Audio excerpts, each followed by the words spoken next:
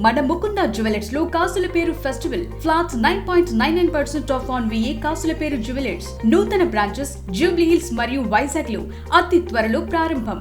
శ్రీకాకుళం జిల్లా టెక్కల నియోజకవర్గం వైసీపీ మాజీ ఇన్ఛార్జ్ ఎమ్మెల్సీ దువ్వాడ శ్రీనివాస్ తన భార్యతో వివాదం కారణంగా చాలా సైలెంట్ అయిపోయారు. తనకు దూరంగా ఉంటూ మాధురి అనే మరో మహిళతో ఉంటున్నారని ఆయన భార్య ఆరోపించడంతో దానిపై పెద్ద వివాదమే నడిచింది. దాంతో ఆయన్ని వైసీపీ నుంచి సస్పెండ్ చేసి పార్టీ కార్యకలాపాలకు దూరం పెట్టారు. ఈ నేపథ్యంలో ఎమ్మెల్సీగా ఉన్న దువ్వాడ మళ్లీ అసెంబ్లీ సమావేశాల సందర్భంగా వైసీపీ అధ్యక్షుడు జగన్తో ముచ్చటించడంపై కొత్త చర్చలు మొదలయ్యాయి.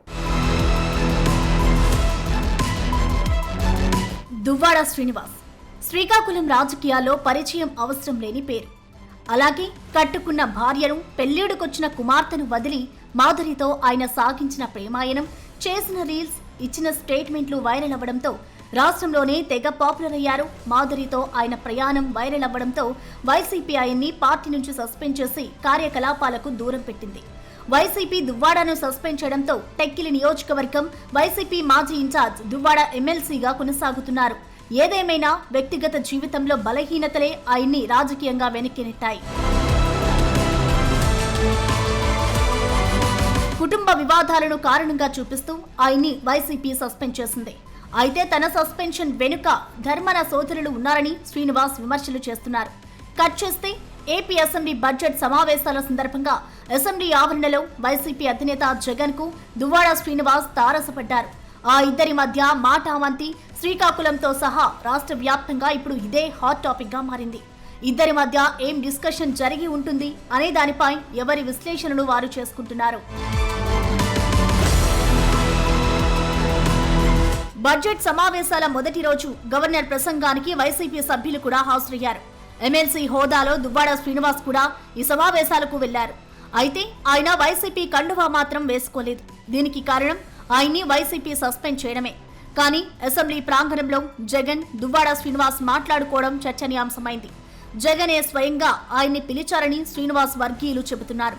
బిజినెస్ ఎలా నడుస్తోంది, కుటుంబ వివాదాలు పరిష్కరించుకున్నావా, భవిష్యత్ కార్యాచరణ ఏంటి అని జగన్ ఆయన్ని అడిగినట్టు ప్రచారం జరుగుతోంది. ఇదే టైంలో మిమ్మల్ని ఒకసారి వ్యక్తిగతంగా కలవాలని శ్రీనివాస్ కోరినట్టు తెలుస్తోంది. చూద్దాంలే అంటూ జగన్ అక్కడి నుంచి వెళ్లిపోయారంటున్నారు. ఇద్దరి నేతల మధ్య జరిగిన చర్చను బట్టి దువ్వాడ శ్రీనివాస్ మళ్లీ వైసీపీలోకి వెళ్లడానికి ప్రయత్నిస్తున్నట్టు తెలుస్తోంది. పార్టీ ఆయన సస్పెండ్ చేసిన తర్వాత ఆయన చాలా అంశాలపై కూటమి ప్రభుత్వాన్ని, కేంద్రాన్ని ప్రశ్నిస్తూ వచ్చారు. రైతు సమస్యలు, ఇండిగో సంక్షోభం, స్టీల్ ప్లాంట్ వంటి అంశాలపై గలం వినిపించారు. అయితే ప్రతిసారి టీడీపీ ముఖ్య నేతలు కింజరపు ఫ్యామిలీని, వైసీపీలోని మాజీ మంత్రులు ధర్మన సోదరులను విమర్శిస్తూ వస్తున్నారు. ఈ రెండు కుటుంబాల కారణంగానే తన వ్యక్తిగత రాజకీయ జీవితం వెనుకబడిందని ఆయన పదే పదే ఆరోపిస్తున్నారు. అంతేకాదు తనకు టీడీపీ, బీజేపీల నుంచి ఆహ్వానం వచ్చిందని కూడా పలుసార్లు ప్రస్తావించారు.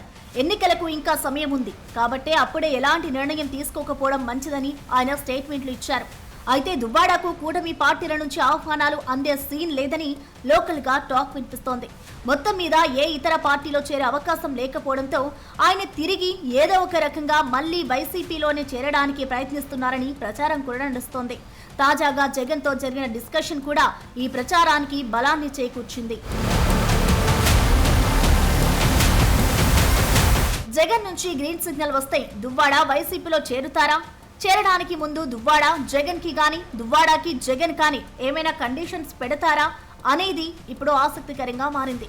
ఎందుకంటే ధర్మన సోదరులు ఉన్న చోట దువ్వాడ రాజకీయం చేయడం దాదాపు కష్టంగానే కనిపిస్తోంది.